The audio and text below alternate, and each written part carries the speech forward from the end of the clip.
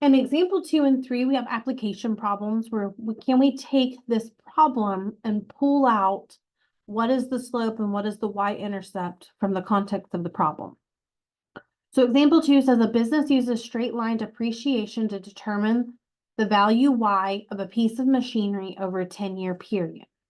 Suppose the original value when t equals 0 is equal to $36,000 and the value is reduced by $4,000 each year. Write a linear model that models the value y of this machinery at the end of year t. Okay. So can you pull out your information? So here we're still using y, but instead of x, we're using t. So now we're going to be using the form of y equals mt plus b. Instead of y equals mx plus b, because we're using the variable t, mt. So what would my slope be in this problem here? Well, if it is being reduced by $4,000 each year, that right there is the slope. When you have each year, that's what's going to go with this t. So we have 4,000 is representing by my m. And because it is being reduced, that needs to be a negative. So this would be y equals negative 4,000 t. And it tells us right here that suppose the original value when t equals 0 is equal to $36,000. That's how much it started.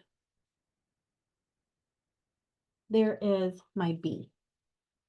So we will do plus 36,000. And that is it. We're just pulling out what number represents the slope and what number represents that y-intercept.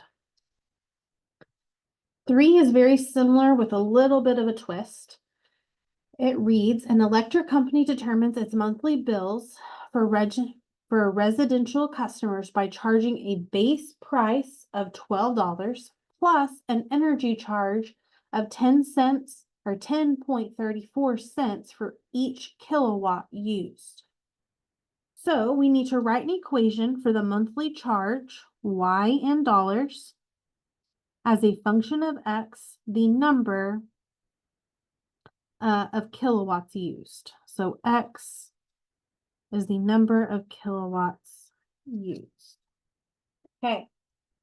So before I write my equation here, we have a slight problem. I have a base price of $12. So what would that stand for? Would that be my M or be my B?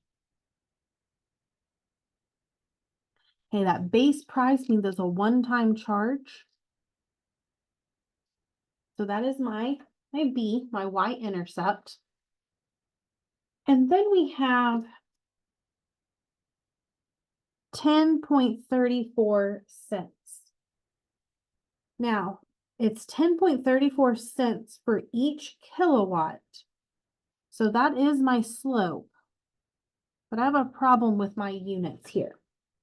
My slope here is in the increment of cents when my y should be in dollars. So I need to convert this into dollars.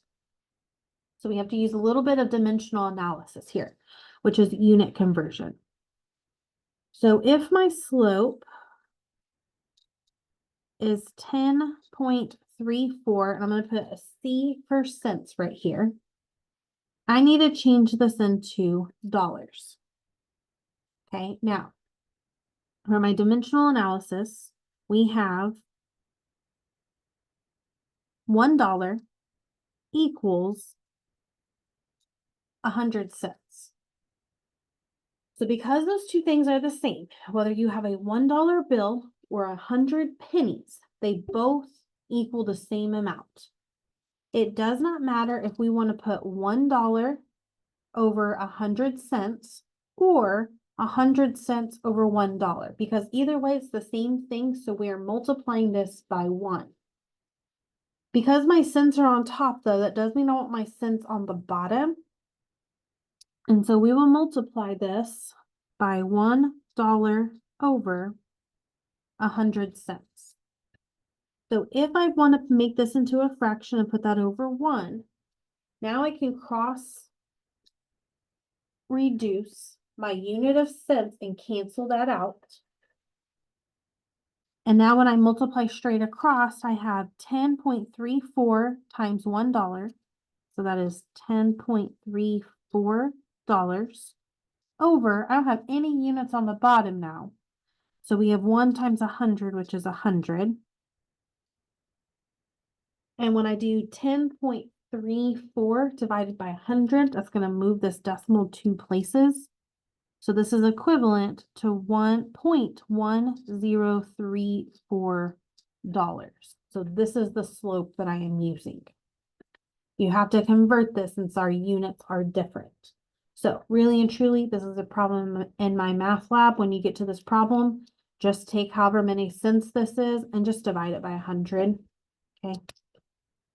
So now if I am using my y equals mx plus b, and they are using y and x as those variables, now we can substitute everything in.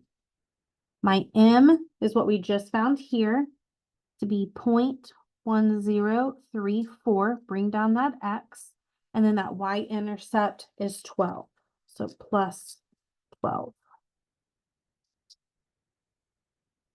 Okay, so that is my equation for my monthly charge, y in dollars, as a function of x, the number of kilowatts used. Part B wants to say, use the equation to determine the monthly bill if a customer uses 80 kilowatts of energy. So what does 80 here represent? Is that my X or is that my Y? Well, my Y is in dollars, and this is kilowatts. My X is the number of kilowatts used. So this is my X. So let's substitute that in for this right here.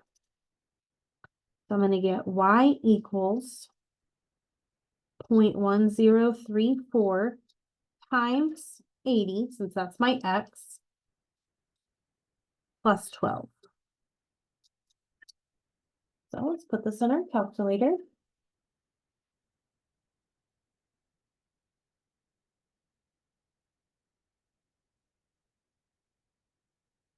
And we get 20.272. Now, because we're talking about a monthly bill, I'm going to round to the nearest cent. So here's my nearest cent. Look at this one behind it, because this one behind it is 4 or lower. That 7 is going to stay the same. So my monthly bill, and my Y is in dollars, would be $20.27.